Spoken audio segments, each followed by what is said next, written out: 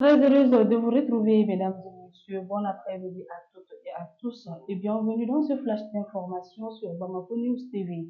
Nous débutons ce flash d'information par l'actualité nationale. Le dimanche 22 septembre 2024, le Mali a célébré le 64e anniversaire de son accession à l'indépendance lors d'une cérémonie grandiose présidée par le colonel Assimi Goïta, président de la transition, chef suprême des armées. L'événement s'est déroulé au génie militaire de Bamako en présence du Premier ministre, du président du Conseil national de transition, des membres du gouvernement ainsi que de nombreux partenaires et amis du Mali. La journée a débuté par un hommage aux soldats tombés pour la patrie avec le dépôt des gerbes de fleurs sur le monument du soldat inconnu. Ce geste symbolique du colonel Goïta, marquant le respect pour les sacrifices consentis par les forces armées maliennes, a été suivi de la revue des troupes après l'exécution de l'hymne national. Un moment fort de la cérémonie a été la parade aérienne de l'armée de l'air, suivie du défilé des forces de défense et de sécurité.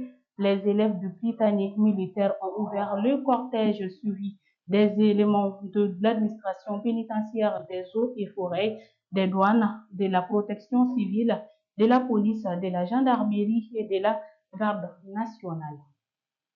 Restons toujours dans le cadre de la célébration de l'indépendance du Mali. Le président de transition malien, le colonel Assimi Goïta, a promis une lutte acharnée pour débarrasser son pays du terrorisme, réaffirmant sa détermination à poursuivre le combat pour la paix et la sécurité et le développement du Mali à l'issue du défilé militaire célébrant le 64e anniversaire de l'indépendance. Nous allons traquer ces groupes armés de jour comme de nuit jusqu'à ce que notre pays soit totalement débarrassé de cette menace, a-t-il affirmé à la presse, tout en saluant l'engagement des populations maliennes qui, malgré les difficultés, continuent de soutenir activement les forces armées maliennes dans leur mission de protection du territoire. Le président de transition a appelé à l'union sacrée autour des forces de défense et de sécurité, vu que cette lutte ne pourra être remportée sans l'appui constant des populations et des partenaires. Le Mali, comme de nombreux pays africains, est en première ligne face aux conséquences du changement climatique. Sécheresse, inondations, dégradation des terres, les défis sont immenses. Pour y faire face, les autorités maliennes et les partenaires internationaux multiplient les initiatives. C'est dans ce contexte que s'est tenu un atelier national à Bamako organisé par le projet Benkadi, financé par les Pays-Bas. L'objectif, faire le point sur les actions menées pour intégrer les enjeux climatiques dans les politiques locales, notamment au niveau des communes. À la demande du parquet général et des conseils de la défense, les jurés de la Cour d'assises spéciale pour crimes économiques et financiers ont décidé de renvoyer le procès de Fili Sissoko et autres au 24 septembre. Le parquet général et les conseils de la défense ont invoqué l'attaque terroriste qui a visé l'école de la gendarmerie nationale 6 à Faladje, non loin de la cour d'appel de Bamako, où se tient depuis près de 3 mois une session spéciale pour crimes économiques et financiers. À présent, l'actualité internationale. Le président de la commission de la CEDEAO, Omar Alieu Touraï, a félicité la République du Mali à l'occasion de son 64e anniversaire d'indépendance. Bien que le Mali s'est retiré de la CEDEAO, la commission continue toujours à réagir sur les actualités du pays.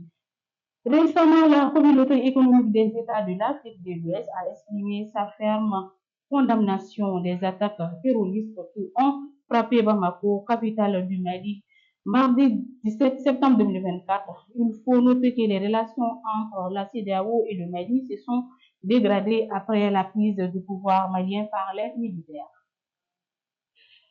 La Cour pénale internationale promet de poursuivre son enquête sur les crimes commis après l'éclatement de la guerre civile en Côte d'Ivoire, mais la fermeture de son bureau à Abidjan anéantit toute chance de poursuite à la procédure. 13 ans après l'ouverture du bureau du procureur en Côte d'Ivoire, la Cour pénale internationale a annoncé mercredi 18 septembre 2024 la fermeture de son antenne d'Abidjan d'ici 2025.